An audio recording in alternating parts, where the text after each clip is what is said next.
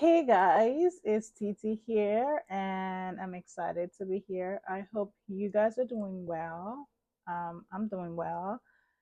And for those of you who are new here, I just come up here to read with my fellow high priestesses, where we read and we just talk about things that, or we just talk about ways to help us stand in our power, find ourselves. Um and for some weeks now we've been reading this book called titled The Way of the Priestess, is written by Sarah Coxon, and last week we stopped at page 87, so we are going to continue to to read. And also, for those of you who are new here as well, after reading some pages, I would normally, before coming to read, pull out some oracle cards for you guys, and then after reading the pages, I just go ahead to, like, read the oracle cards with you guys to, like, you know, encourage you. I know it's not easy out there. We're all going through like all sort of things, and part of my journey here is to come here and also empower other people to help them find their ways. And I'm excited for this. I always feel happy when I come here to read with you guys. I always look forward to recording because I don't know, I just feel good after doing it, and that's all that matters, as long as I feel good. That being said, if you haven't subscribed yet, don't forget to hit the subscribe button, because I'll always be here to read with you guys. And if you enjoy reading, and if you're looking to also, like, empower you, to feel empowered, to feel encouraged, to help you in this journey of finding yourself, using other resources and using other people just like me that come here to, like, you know share our journey, share our stories, and even other people's stories. Yeah, so just hit the subscribe button and turn on your post notifications, so that whenever I come here to post anything, you get notified. And yeah, I hope you guys enjoy this. So yeah, we stopped at page 87 last, not last week. I think I still uploaded about 3 to 4 days ago.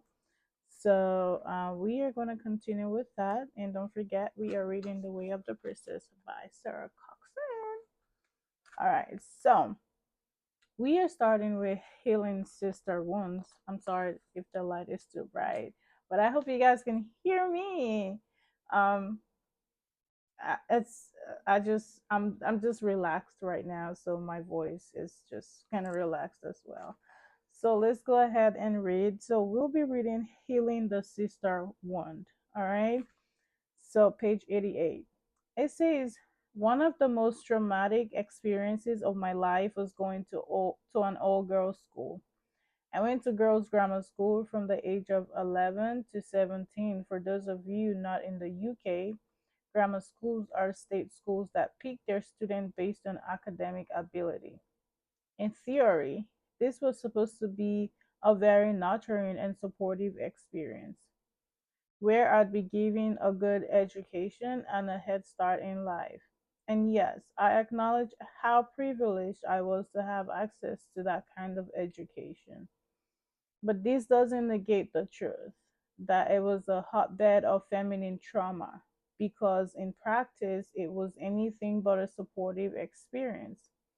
Teenage girls can be extremely vicious, especially to those who are different. And I was different, witchy, alternative, a rebel, basically a walking target. And I was mercilessly bullied. Not the pull, not the pull her hair and scratch her eyes out kind of bullying. I'm talking about the subtle, emotionally manipulative tactics that leave a young girl questioning her value and worth, and whether anyone can truly be trusted. I wasn't the only one. Girls of different race, body type, and economic background were also mercilessly picked on. Such behavior is not innate. It's a learned behavior that occurs in response to a woman's internalized trauma and the deep inner shame of feeling inadequate. I understand now that it was jealousy and insecurity that drove this girl's behavior to ostracize and ridicule those of us who are different. And I was also no angel. I sometimes joined in with the name calling in desperate attempt to belong and feel part of something. Because let's face it, this is the only reason that we get swept up in such activity. The sister wound, the fundamental mistrust of women by women, is imprinted during our childhood and teenage years, but it is created by patriarchy. Patriarchy teaches us to mistrust a woman's power. It teaches us to feel threatened by it. And so, as we reject another woman's essence, we too reject our own inner magic. We simply cannot allow in another woman that we do not allow within ourselves. Healing the sister wound is always a key component of a woman's liberation. Most of the women who join my mentoring programs have an unconscious mistrust of women. Learning to relax into sisterhood becomes their medicine. And the first point of call is always to question what we have been taught about the way nature works. We can start with the concept of evolution. Most of us take Darwinian theory. Someone please correct me. Theory at face value. This is because at school we are taught that evolution is the result of a strategy called survival of the fittest. We are taught that animals are in competition with each other and only the dominant survive. Yet, we only have to look at nature to recognize that this isn't necessarily the case. Gaia theory sees planet Earth as a living system and treats humans as a seamless continuum of that system. It was developed in the late 1960s by Dr. James Lovelock, a British scientist and inventor. The Gaia, the Gaia parad, paradigm, I think, paradigm. The Gaia paradigm uses the powerful metaphor of Gaia to take into account that we are part of a living system. The theory argues that living organisms and their inorganic surroundings have evolved together as a single living system. The patriarchal paradigm flies in the face of this, making us believe that dominance and hierarchy are the rules by which the world operates. But I believe we should question these and look at life through the lens of collaboration.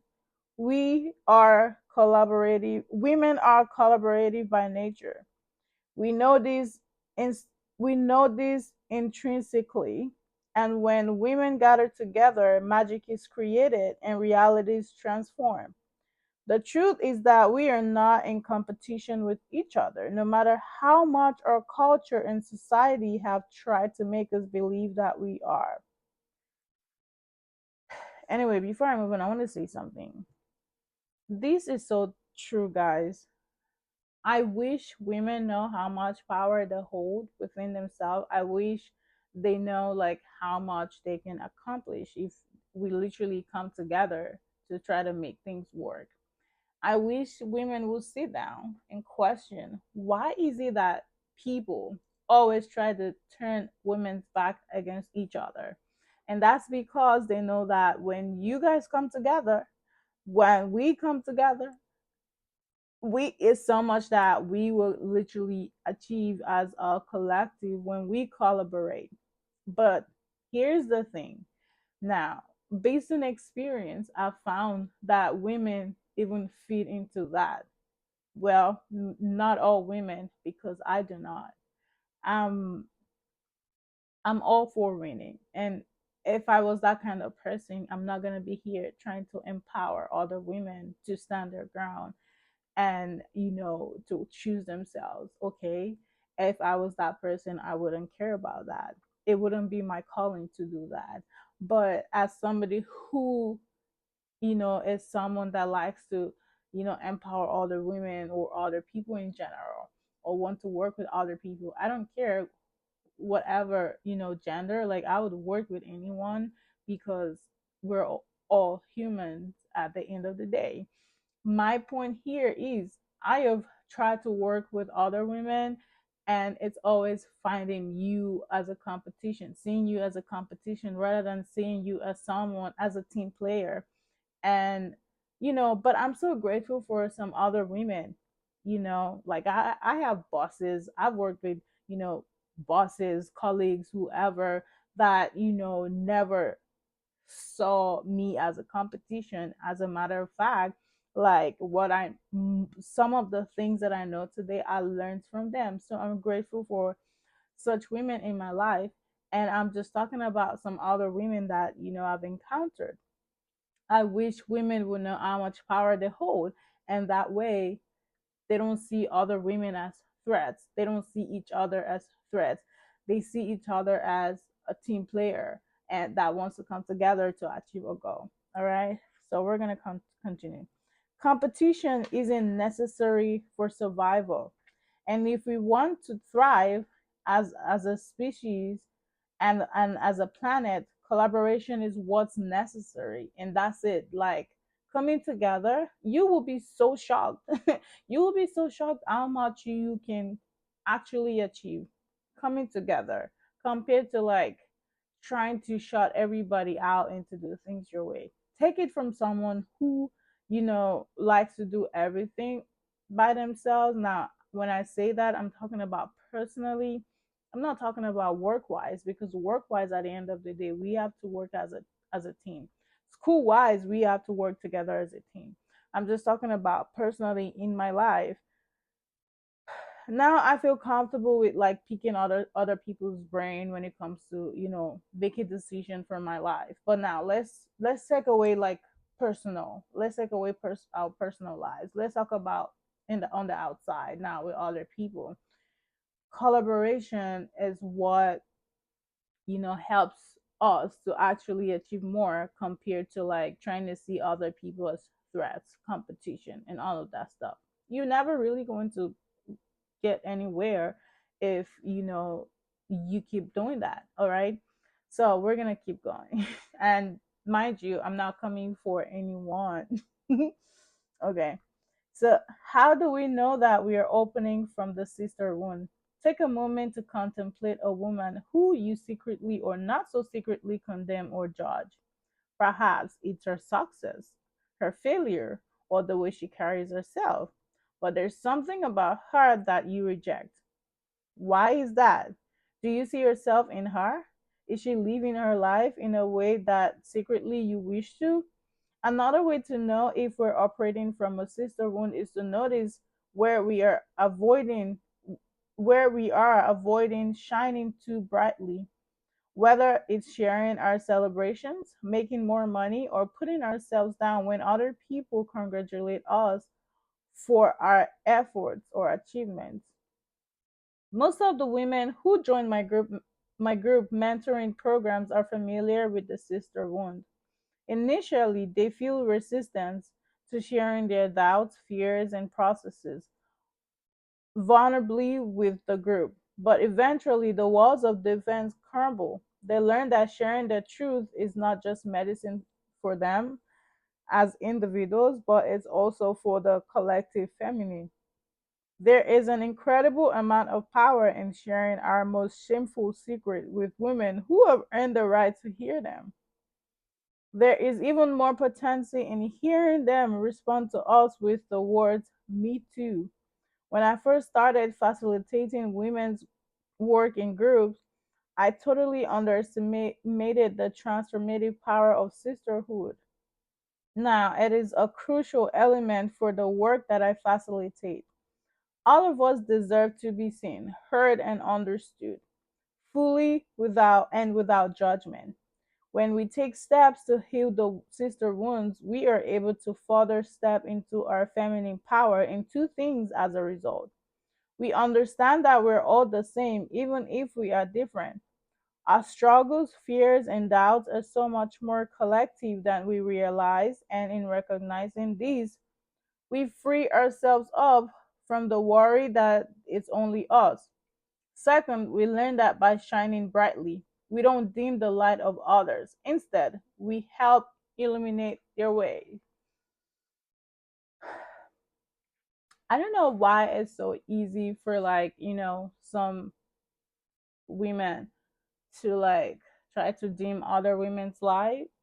And as I mentioned, I'm not coming for anybody. I'm just speaking fact because it's something that happens like on our day to day, or maybe not day to day, but it happens. I know maybe not day to day in my life, but I know a few people who can share their story of how, like, some other women would try to like dim their light.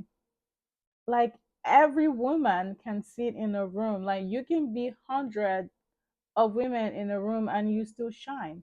And you know what makes you shine? It's not I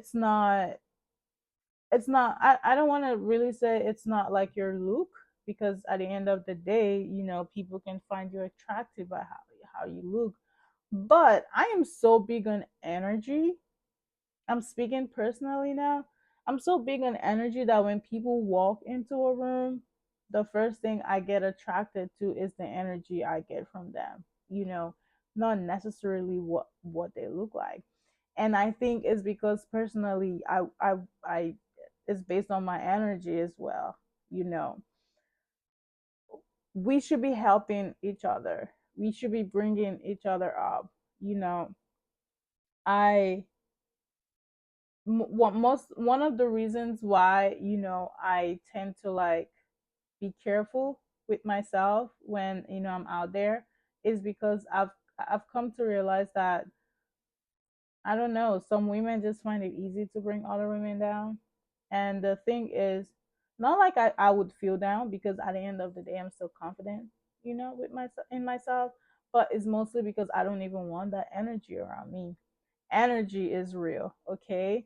Whatever you surround yourself, wherever you find yourself, whatever you put yourself in matters. It matters. It may not affect you in a big way, but you still kind of feel it in a little way. Like maybe you finally make it home and you're meditating and you're just thinking of how that energy actually weighed on you. We shouldn't be dimming each other's light. We shouldn't. And that's why people make it their job to like make you turn your back against each other, because they know that if your backs are facing each other, they know how much you can accomplish. They know what you can do as a team. So why are you letting them? Why are you giving them that power over you? Ask yourself that. Ask yourself that. Oh my god, this is so funny, guys. Something just happened. So I was talking about why people make women turn their back against each other, because they know how much you can achieve, right? And the next page, I could make this up. And the next page that I just opened, guess what? Guess what the title is? It says why feminine power is feared. So we're about to read that now, because now I want to see. All right, so let's get into it, guys. I'm 31 and I'm sat cross-legged on my therapist's comforting couch. Strangely, the tears aren't flowing as I share my heart with her. But maybe that's because my eyes are now as dry as the Sahara. I have been crying for 3 weeks straight, and she's been helping me unravel the origins of a deep grief that's been pouring out of me recently. I'm feeling unbelievably vulnerable, and raw. The reason I'm there is that a few weeks ago, a friend suddenly stopped replying to my messages. We'd formed our friendship quickly and deeply. We'd helped each other a lot, and I loved her dearly. I felt so sparkly with her, and I relaxed into our friendship, believing I could be myself around her. But for the past few weeks, radio silence. The story that has kept circling around my mind is the one I've always tried so hard to ignore. But now it's here, screaming at me, and the shame I feel in my body feels almost too much to bear. You are too much for people, Sarah. In the past couple of years, I'd come to embody my authentic self, and I'd learned that she was pretty powerful. And yet, deep inside of me, this up leveling was accompanied by fear and resistance. On one hand, I crave expansion above anything else, but on the other hand, I don't want my growth to make anyone feel inferior. I don't want anyone to think I'm too big for my breeches. I don't want my growth to make anyone feel uncomfortable. In the wake of her silence, I began torturing myself. I made myself wrong. I beat myself up for shining too bright, for wanting too much, for being too much. All I wanted to do was hide under the bed covers and sleep forever. It was all too much. I eventually learned the reason why my friend had pulled away so quickly, to take space from the friendship because she felt that there was a power dynamic between us. When I heard this, the shame spiral began and I went to pieces again. A deep inner wound had been gouged out, open. And so here I am, sat with my therapist, trying to glue the pieces of my broken heart back together. My breakthrough happened a few weeks after I'd finished my therapy session. The bodily trauma began to unravel and release. I suddenly realized that my friend's decision to cut me out was never a true reflection of me, as I had initially believed, but instead a reflective of the deep pain she was feeling inside of herself. I learned that we only reject the power in others when we reject our own power. And real feminine power doesn't subscribe to the traditional patriarchal approach to power. In a patriarchal paradigm, power is seen as something to wield over another. We must be top dog.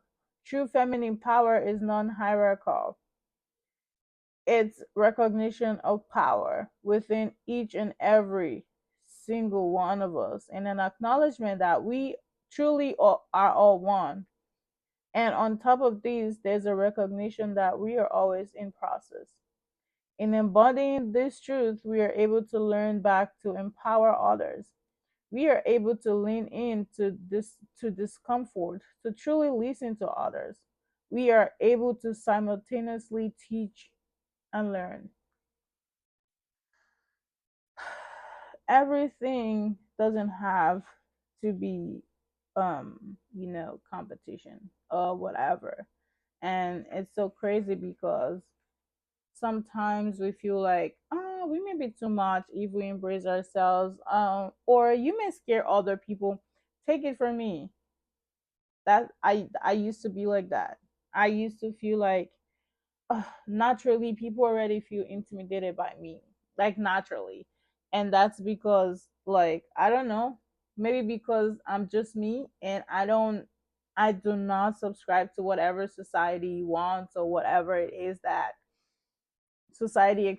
oh, let me put it this way, because I don't give into societal expectations. Like, I'm gonna do whatever I want to do, okay, as long as I feel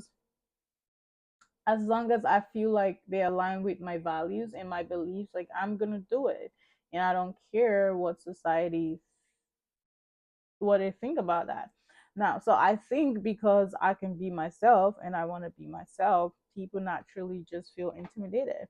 Now, because naturally people feel intimidated by me, it's just me. I'm just a baby.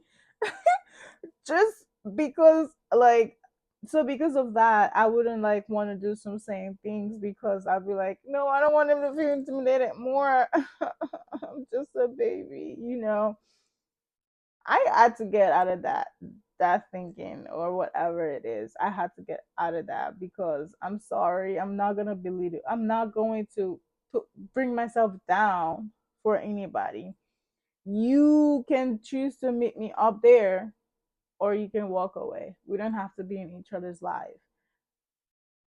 One thing last year taught me is that one thing I learned last year is that people can easily come and go and you must be fine with it.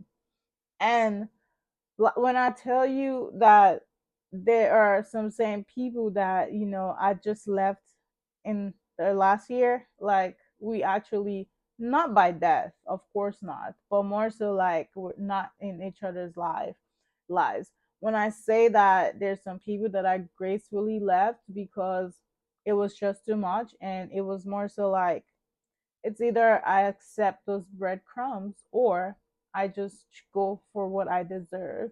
And I'm just like, no, no, I've worked so much on myself to accept breadcrumbs or to try to bring myself down to meet someone. No, you can choose to meet me up there, or you can just go your separate ways. So I don't ever feel like I have to like micromanage myself because I don't want someone else to feel. People don't even care because they're gonna do whatever they want to do at the end of the day. No matter how much you consider their feelings, they're not gonna care about yours. And today I was scrolling on Twitter and I saw a tweet about someone tweeted, I don't remember what page, but they said, I'm so happy that healers and lovers are choosing themselves. And I'm so happy because I'm like, oh, so it's not just me that decided to choose myself from like late last year, late last year from you know September ish up to now. I'm like, oh, so it's not just me. So there are many people out there who decided to choose themselves. And I love this. I love this for every one of us. You cannot bring yourself down to meet somebody. It's not worth it. Once you do it, take it from someone who has done that, and not just once, not twice either. Okay? I learned the hard way. You shouldn't be learning the hard way when there are people like us who are literally the scapegoat for you, who are literally the scapegoat for you. You shouldn't have to go through that again because we, the scapegoats, have gone through that and we're here to tell you it's not worth it. Mm-mm. People are going to do whatever they want to do, regardless of how much you try to make them feel happy, even if you have to bring yourself down to their level, and it's not worth it because you're gonna be the one hurting at the end. And unfortunately, I will not be able to help you because now you have to feel your pain and then heal from it, unfortunately. So let's let's read embracing emotionality. So, when I was deep in the process of grief after the unexpected death of my brother Nev, I learned some peculiar things about, peculiar things about people. There were some friends who didn't know what to say to me, and so they ignored. And there were others who worried incessantly about me, frightened that I couldn't seem to put myself together. In response to the grieving process, my habit changed. Rather than spending Friday evenings in the pub, a standard British tradition, I was going to evening curtain to sing devotional songs to Sanskrit. This perplexed and worried my friends who were convinced that I was joining a cult, but I was being very intentional. I needed to make sense of my pain, and the only way I could do that was to feel it and offer it up to the divine rather than numb it with alcohol. What did I just say about when you go through things, you just hurt, and now you have to go through that phase of feeling your hurt and healing from it. And now that's what we're reading. I'm literally in sync with Sarah. Like, I promise you guys, I haven't read this book. I read it each time I read with you guys. And that's just the power of, the high priestess, the divine feminine. When, you are in your power, you are just in sync. And I'm so sorry about that light behind you guys. I'm not sure if it's affecting you, but I'm going to try to like cover it up. But anyway, let's keep on going. So, being with deep emotional pain is simultaneously our biggest challenge and greatest liberator to modern times. It is not unusual for the women who work with me to initially deny or judge their heavy emotions. They desperately try to push away anxiety, depression, or anger whenever it comes knocking. And it's no surprise, since our early childhood years, society has given us the message that these emotions are bad and that if they come visiting, there must be something wrong with us. Our everyday speech gives it away. How many times have you been asked, "How are you?" How many times have you been asked how you are and answered it with a simple fine, thank you? But perhaps the truth the truth was that you were not fine. You were tired, anxious, or pissed off. Or perhaps you were feeling incredible and joyous. And the fine thank you automation downplayed your utter rapture and ecstasy. Many women on their spiritual path learn that emotions come through us and that we are not our emotions. And yet, the cultural conditioning is so strong that we still try to bypass anything that feels heavy or unfavorable. Or we judge what we are feeling. When jealousy comes to visit, instead of feeling it with curiosity, we feel guilty or ashamed. This creates a compound effect where we experience layers of heavy emotions that we are unwilling or perhaps unable to feel and release. I used to hold on to like I used to ignore my emotions, okay? I just numb it, I move on, but guess what? It comes back to bite me in my butt on my butt. But here's the thing. One of the things healing did for me is realizing that it's okay. Like it's okay to, to hurt. It's okay to embrace your feelings. It's okay to sit with your feelings and then heal from your feelings, okay? So let's get it going. A woman who rejects her emotional experience rejects a huge part of herself. We cannot accept ourselves fully if we deny or suppress our right to messy expression. What happens when a woman learns how to accept our emotional world fully and to feel, express, and release the emotions as they come through? She is no longer a slave to them. She no longer has to spend vast amounts of energy trying to keep them in check. Instead, they become messengers to her, letting her know when her thoughts, actions, or environments are in or out of alignment. What I learned during my grieving process was potent and life changing. Not only did I learn how to feel, I also learned that as human beings, we can truly handle any emotions. The word emotions comes from the word emote, which means to move out. Emotions are designed to be felt and released. The issue is that we have been conditioned to suppress and repress them. Any emotion that is not fully honored is stuffed down into the recess of the body. This creates physical and mental tension that gets triggered and activated by the slightest provocation. It is why we can overreact and lash out uncontrollably at the slightest things or unexpectedly burst into tears of exhaustion and overwhelm. Like an animal that has been injured, we stumble around, the wounds of our emotional trauma splitting open at the slightest touch. without giving ourselves the permission to tend to the emotional wounding that we are so desperately trying to avoid. We never heal, and this wound impacts almost every area of our lives. And I tell you guys how I learned the hard way, right? I told you guys. Yeah, but it's been beautiful, like, literally sitting with my emotions, healing from my emotions. It's been so beautiful, because it's like after some time I just sit down. The other day I just remember something out of nowhere, and I was laughing.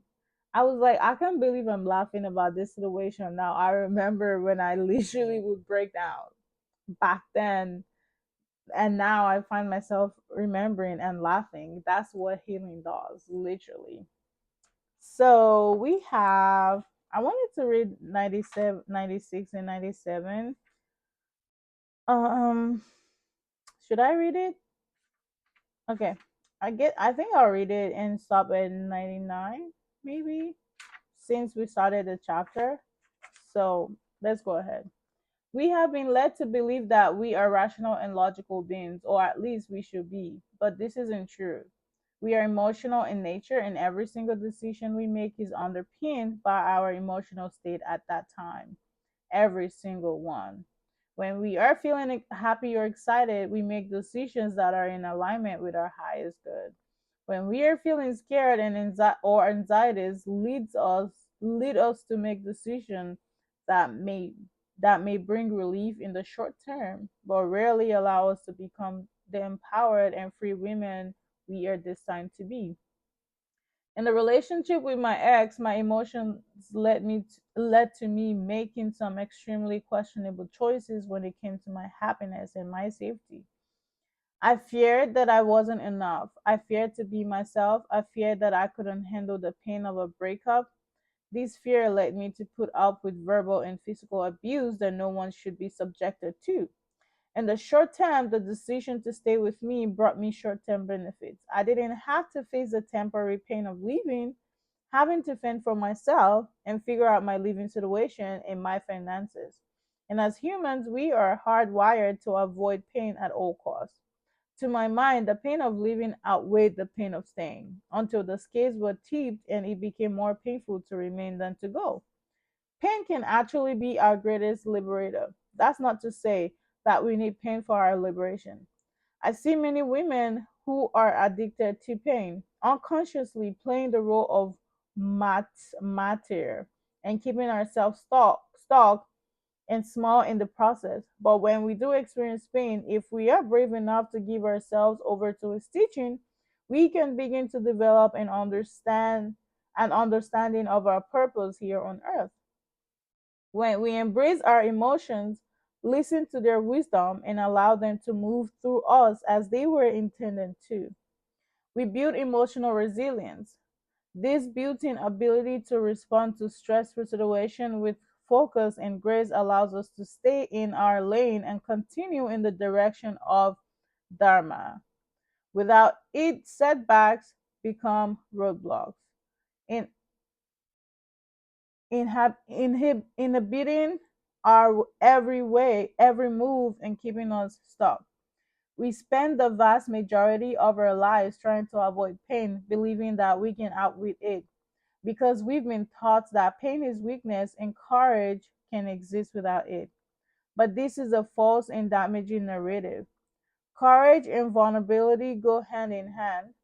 The most courageous women I have ever met have the capacity to put themselves into situations that will trigger their pain but liberate their souls. Growth is uncomfortable. Following our life's mission can be equal parts exhilarating and painful, but we cannot live full lives without fully dedicating ourselves to the experience of the full spectrum of human emotions and moving past very emotional trauma that is keeping us chained so tightly. I felt that, guys. I felt that so much. I felt that. I'm not gonna lie. Emotional pain has a bad reputation in our global society, but it's our greatest ally on the journey of expansion and awakening. I have also noticed that not all pain is the same. There is the pain of discomfort and growth. This happens when we put ourselves out there by speaking our truth or asking for what we desire. And as we feel it, we heal it and transcend, bit by bit. But there's also the pain of being unconsciously stuck in damaging cycle that we keep contributing to and are not aware enough to move out of, in a similar way to being caught in a rip current. The more we struggle and fight, the more we exhaust ourselves into oblivion. So, how do we navigate our emotions, heal our trauma, and build emotional resilience? We stop trying to get anywhere. We tune into our body. We learn how to feel every single sensation, emotional signature, emotional signature, thoughts, and beliefs. We recognize that our body is a container of all our experiences. We feel into it, we breathe, we stretch and move and wiggle it out. We express, we give ourselves over to our present experience and we allow it to move through us, breath by breath, stretch by stretch, tear by tear, groan by groan. This is why emotional release and resilience are a foundation of everything I teach the women I work with. And in many ways, this is the work of the priestess, emotional alchemy. When we give space for ourselves and others to honor their experience but not get stuck there, we facilitate great healing and expansion for all. The power of the priestess client spotlight. 3 months ago, into working with me, Jenny and I were on one-to-one call and she looked completely dejected. When I probed her about what's going on, she replied with, "Even though we're doing all of this empowering work together, I am still having days when I feel anxious or sad, and I keep thinking there must be something wrong with me. I'm doing everything I can to avoid falling apart completely." I smiled, knowing exactly what was happening because I'd seen it so many times before. She was making her emotions wrong. She was judging herself for experiencing bad emotions, and as a consequence, she believed that she wasn't making progress. Not only that, by trying so desperately to keep things from falling apart, she wasn't allowing life to do its job. The truth is that sometimes things really do have to fall apart, and it's only through deaths and destruction that situation can regenerate themselves and we can be reborn. During our session, I challenged her to explore two things. First, invited her to become curious about emotions rather than judging them. And second, I challenged her to let things fall apart, knowing fully well that if she allowed herself to let go of needing to control her experience so tightly, this would be the last thing that happened. She took these suggestions in a stride, and of course, nothing fell apart. In fact, it fell together. Jenny's breakthrough happened when she gave herself permission to simply be. To this day, she's still in the process of allowing herself to feel what she's experiencing and let go of trying so hard to control our experience of life. It's daily sadhana. But at that time of writing this, she's experiencing more relief and over presence than ever before. Okay, guys, so we are gonna stop at page 99. That was a really good read. I I enjoyed that. Oh, actually, we're gonna stop at page 100 because this is the end of the chapter, page 100. So is illuminate and transcend, end of chapter, contemplation. So contemplation is the process of bringing something into our awareness and allowing the light of our consciousness to reveal the layers of its meaning to us time and again. It encourages true transformation by providing space for us to gain deeper clarity on our inside and integrate them into our lives. You can contemplate through journaling or by going for a walk in nature and asking yourself the questions over and over again. Don't rush through this process. Give yourself space and time for the wisdom to emerge, and you will be blown away by what you discover. So, here are the contemplative prompts for this chapter. What resonated with you throughout these pages? What have been your biggest breakthrough realization so far? How can you integrate this realization into your life? I can answer this question over and over again because I resonate with the whole book, like with what we've been reading so far. I resonate with every part of it. I feel like my life is in this book, like literally. I think we all have like a common like experience. It's so funny. So, as you guys already know, I, your girl, have your I have your oracle cards here. So, first, I have the self care, the sacred self care cards that I picked for you guys, and I have three cards here. First, I have, give me a second. I think it's making me. So the self care cards just tells you, the self care to, do for yourself, what to do. So I have make a meal here. I'm not sure if you guys can see it, but the light is so bright. But I have make a meal here, and then I have rest here for you to rest, and then I have pleasure. All right, so I'm gonna go ahead and read it. I'm gonna start with make a meal, which will be on page, which will be not page, but like the 32. So here we go. I'm gonna read it. The mantra is I am nourished by food infused with love. And it says, when made with love and intention, food has the power to nourish us beyond a physical level. Prepare yourself a beautiful meal that's healthy and delicious, perhaps a favorite from childhood or a dish with seasonal ingredients brought from a market or shop offering organic and local produce.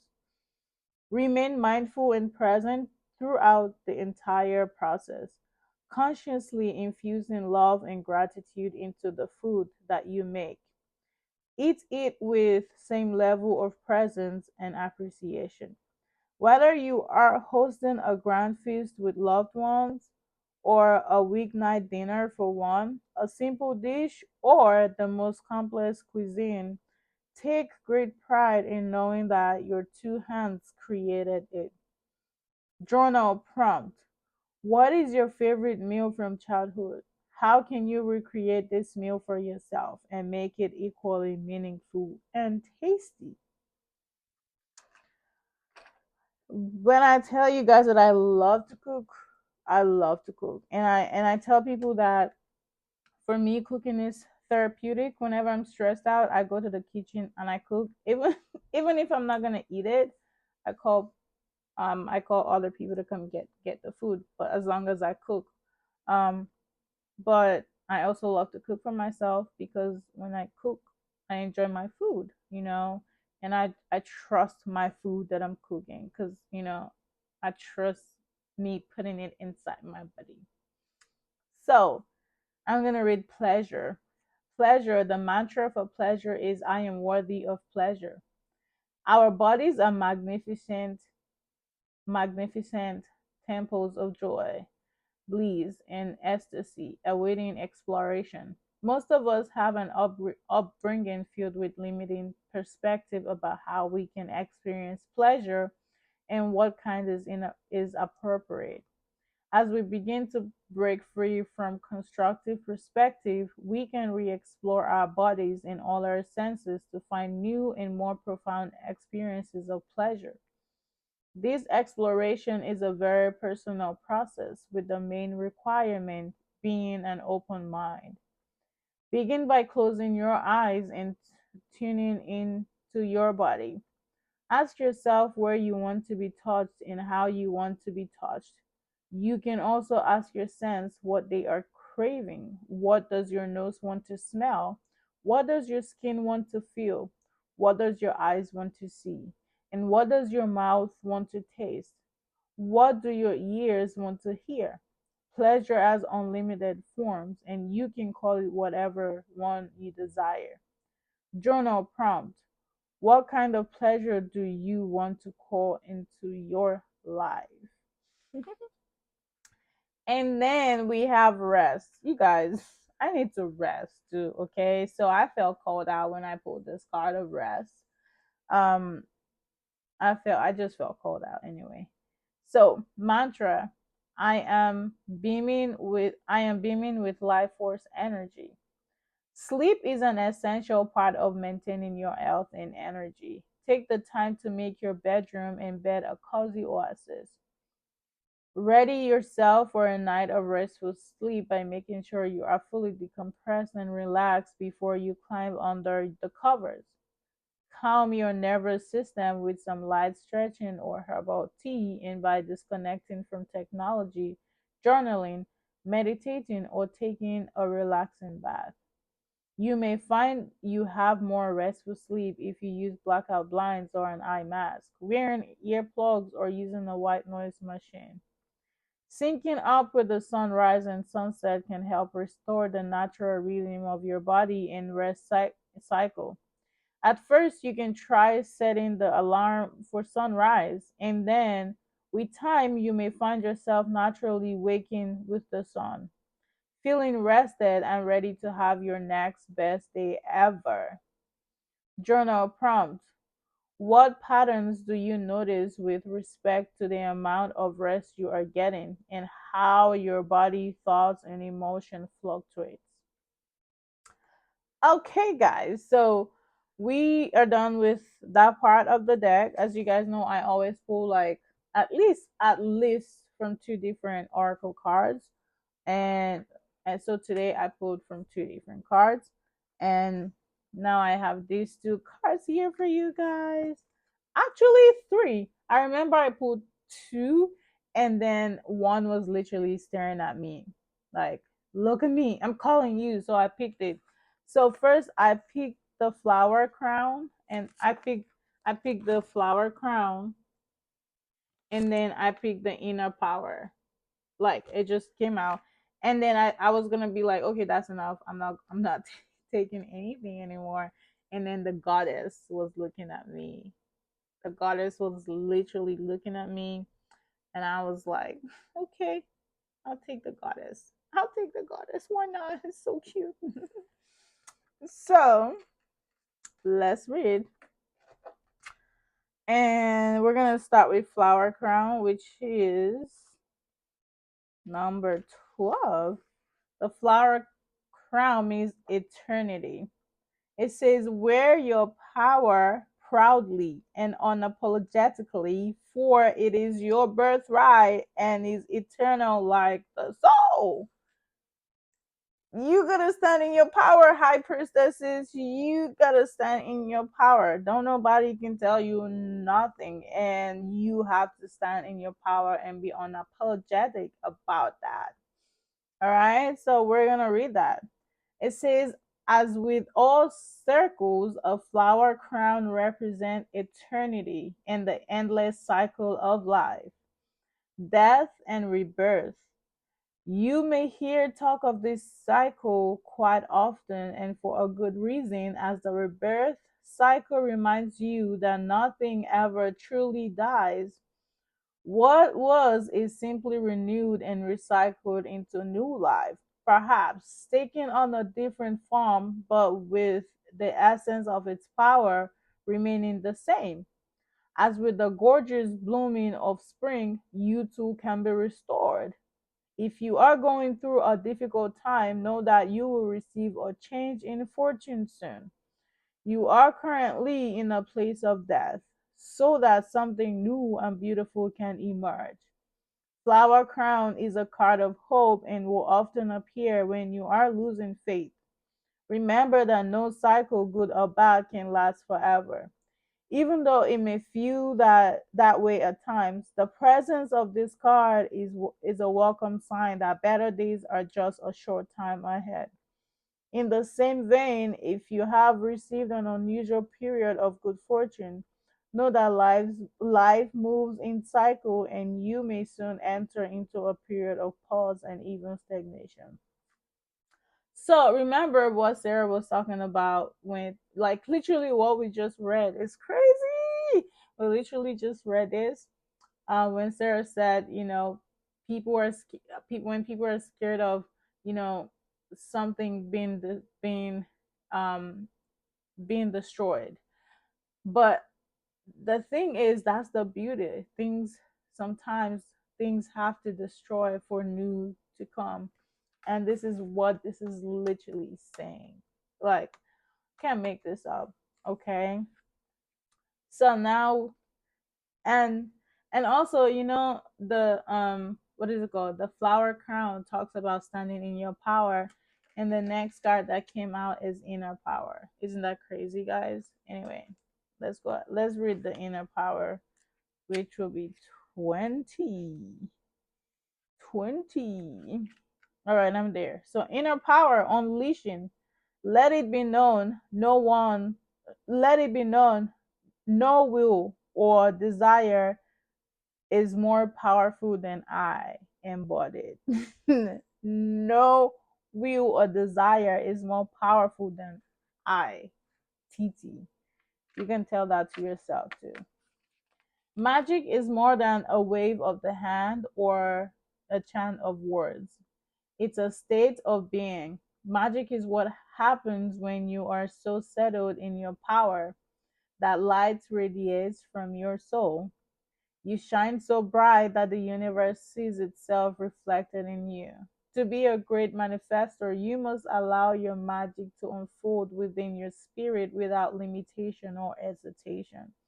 You have pulled inner power because there is a force within you that you have held back for too long. To access this power, you must learn to trust in your sacred gifts. Don't question the signs when they come. If something feels significant, that's because it is. And if something feels like a divine message, that's because the universe intentionally chose this pathway knowing it will grab your attention. Each whisper you embrace brings you one step closer to unleashing the totality of your manifestation power. Additionally, you are in a cycle of manifestation when this card comes to a reading. Do not let this pass you by, for it is your power that drew this good fortune to you. That was so deep, guys. I felt that in my soul. I felt like it was talking to me. Oh my god, I felt that. I can tell you how I feel right now. I feel so good that was talking to me. Okay, so we are going to read the goddess. The goddess represents discernment, okay? Make sure to feel it in your bones, for you are what you believe. By the way, I'm so sorry this video is so long, guys. The reading tonight is just so good. Um, but yeah, if you're still here by now, thank you. A goddess is not available to everyone. I should tell you. I realized last year that, I cannot, unfortunately, I cannot be available to everyone. I cannot have everyone in my energy, you know, and I had to be fine with that and not feel bad about it. I had to like accept that part. So let's read. A goddess is not available to everyone. Sure, she may receive prayers and offering, but only a lucky few will ever have the privilege of seeing her true form. A goddess must elevate a person's true desires to determine whether or not they are pure of heart and will appreciate our gift. You too are a goddess with the ability to limit access to your energy. Do not feel pressure to say yes to every opportunity requesting your attention. The situation you are inquiring about requires additional evaluation before you can proceed. Does this situation truly align with what you'd like to have in your life right now? Is this something you truly enjoy, or are you settling out of fear or worry that you won't get another chance like this? A goddess never settles because she knows the universe provides unlimited opportunities for her to share a gift with the world. You too will be blessed over and over again. I, TT, will be blessed over and over again. Give yourself the time and space to consider all of your options before deciding which one will be lucky enough to be part of your life. If something slips away while you do this, trust that it wasn't worthy of your attention to begin with. Let me tell you something. Yo, I don't feel bad when, things slip away, you know. I mean, before, back then, yes, I would feel bad because I'm like, what if I don't get an opportunity again? Oh my God, did I just lose that person? Oh my God, did I just lose that thing? Mm-mm. It don't work that way. And you know what life has taught me is at the end of the day, I realized, wait a minute, I wasn't supposed to even deal with that to begin with. Like I wasn't even gonna supposed to even see that to begin with. I wasn't supposed to allow that in my energy to begin with. And I learned that, and now it's like, if something ends, it ends. If something ends, it ends. I cannot stress it. Please. And I am in a place where I'm not scared of starting again. Hell, I would sit down and cut my hair and let it start growing again. If I can do that, who are you?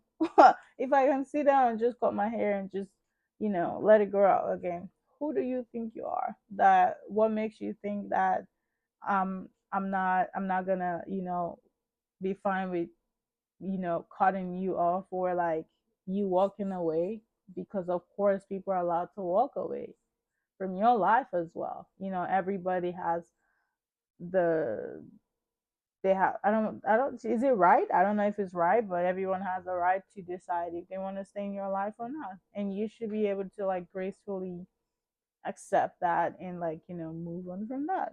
Yeah. Um so this page actually was just talking about a different type of goddess. I don't know if you guys want me to read that, but it says Aphrodite, the Greek goddess of love, beauty, and pleasure.